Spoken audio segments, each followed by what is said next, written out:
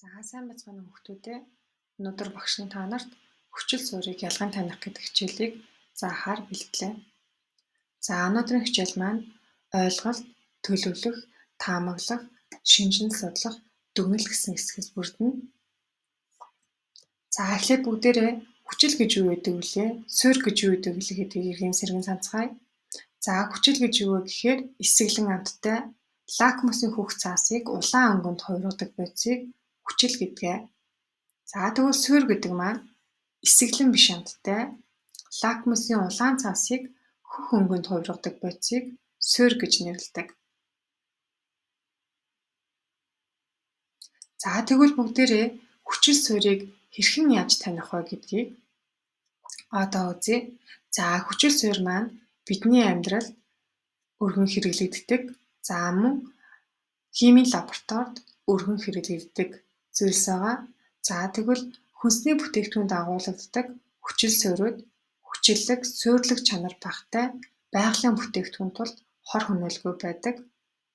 За мөн химийн лабораторид хөхрийн хүчил, давсны хүчил, азотын хүчил зэрэг химийн уруулаар гаргаа авсан олон хүчлүүд байдаг.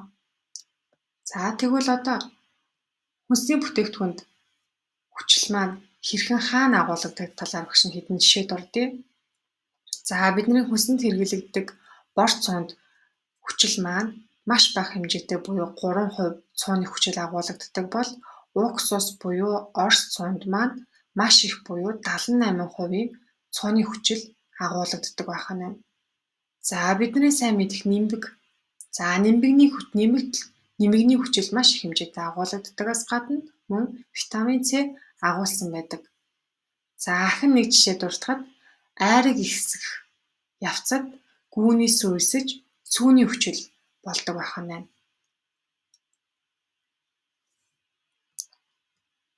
За тэгвэл химийн лабораторид хүчил шүлтгийг яаж хэрхэн таних вэ гэхээр за хүчил суурь агуулсан савны гадна талд эдемхий гэсэн таних тэмдэг байдаг байна. Тэгвэл таних тэмдгийг ашиглаад бид нар хүчил суурийг ялган таньж болох нэ. За хэрвээ таних тэмдэггүй уусмал байсан тохиолдолд бид нар хүчил суурийг хэрхэн ялган таних болох вэ? За хүчил суурь маань ихэвчлэн өнгөгүй тунгалаг шингэн байдаг. За 2-3 шилэнд яг адилхан өнгөгүй шингэн байсан. Тэгвэл та нар аль хуруу шилтэйг нь хүчил, аль хуруу шилтэйг нь суурь гэж ялган таних вэ? За үүний тулд багш нь эхлээд нэг жишээ авъя. За цахилгааны утсыг та нар мэднэ. Цахилгааны тогтой байна уу, үгүй байна уу гэдгийг та нар хэрхэн мэддэг вэ? За үүнийг индикатор гэдэг багжаар тогтой байна уу, үгүй байна уу гэдгийг шалгадаг. За энэ багжийг маань яаж шалгах вэ гэхээр за цахилгааны утас руу багжаа хийгээд за гэрэл асч байвал тогтой байна гэж үздэг. Гэрэл асахгүй байх юм бол тоггүй байна гэж үздэг. За үүнтэй яг адилхан химд мөн ялгаа байхгүй индикатор гэдэг зүйлийг ашиглаад хүчлийг, суурийг ялгадаг байна. За химд ямар индикаторыг ашигладаг вэ гэхээр метил оранж болон фенол фетилен гэсэн хоёр индикаторыг ашигладаг байна. За метил оранж индикатор маань өөрөө улбар шаранхүйтэй, фенол фетилен индикатор маань өнгөгүй уусмал байдаг байна. За химийн индикатор гэдэг тодорхойлт бол уусмлын орчноос шалтгаалж өнгөө өөрчилдөг бодисыг индикатор гэж нэрлэдэг байна. За тэгвэл энэ хоёр индикатор маань орчноос нь шалтгаалаад хүчил байвал нэг өөр өнгө өгнө, суурь байх юм бол мөн ялгаа авахгүй өөр өнгө өгдөг байна. Тэгээд өнгөний өөрчлөлтөөс нь бид нар энэ бол хүчил, энэ бол суурь гэсэн ялгааг нь гаргаж ирдэг гэсэн үг. За одоо бүгдээрээ хүчил шүлтийн буюу хүчил суурийн уусмалыг ялгах туршилтыг хийж үзцгээе. За туршилтанд хэрэглэгдэх зүйлс маань хөхрийн хүчил, натрийн суурь, метил оранж индикатор, фенол фетилен индикаторыг бид нар хэрэглэнэ. За мэдээж туршилт хийхийн тулд бид нар аюулгүй ажиллагааны дүрмийг баримтлах ёстой. За Хүчил суурь нь эдэмхийн учир халаад болон бээлийн өмсөх. За мөн нүдний шид зөөж болно. За эхний аюулгүй ажиллагааг багш нь бичлээ. Энэ туршилтыг хийхэд өөр ямар аюулгүй ажиллагааг мөрдөж болох талаар та нар үргэлжлүүлж бичээрэй.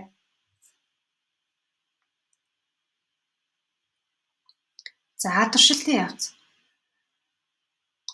Эхний индикатор буюу метил оранж индикаторыг хүчил болон суурийн уусмал дээрээ тусааж өгнө. Тусааж өгөөд хүчлийн уусмалд ямар өнгө өгж байна, суурийн уусмалд ямар өнгө өгсөн бэ гэдгийг ажиглана гэсэн үг.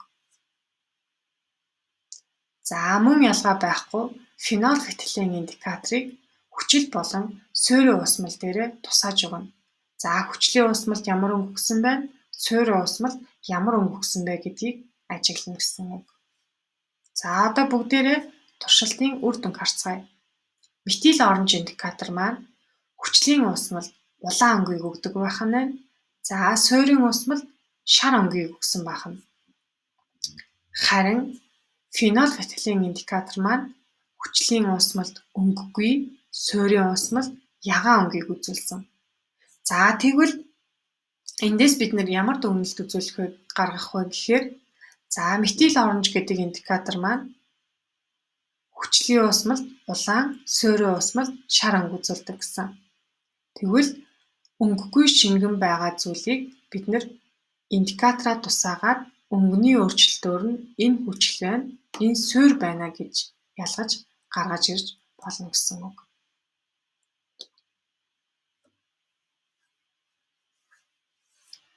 Хүчил суурьуд нь амьдрал, үйлдвэрлэлд өргөн хэрэглэгддэг, саван болон бусад цэвэрлэгээний бодис суурьлаг байдаг, хүчил суурийг байгальд орших, тэдгээрийг агуулдаг, түүхэн эдээс ялгаж авахаас гадна тодорхой бодисоос химийн урвалаар гаргаж авдаг байна.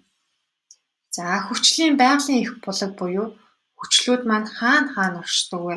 Хаанаас гаран авч болох вэ гэхээр за цууны хүчил, цууны хүчил агуулгадаг байх нь нимбэгэнд нимбэгний хүчил, за бидний сайн мэдэх улаан лойлонд хурган чихний хүчил гэж агуулдаг байх нь байна. За мөн усан үзмэнд дарсны хүчил, сүүнд сүүний хүчил, за шоргоолжинд мөн шоргоолжны хүчил гэдэг зүйл агуулгадаг байх нь байна. Алиминд алимны хүчил гэдэг зүйл байдаг байна.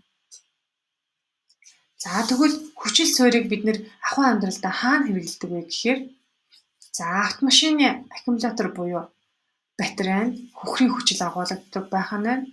За аммоны суурийг бордоо болгож хэрэглэдэг байх нь байна. За бидний сайн мэдэх саван дотор натрийн суурь гэдэг бодис маань байдаг байх нь. За мөн азотын хүчлийг дарь болгон хэрэглэдэг байх нь байна. За ходоодны хүчил гэдэг зүйл байдаг байх нь байна.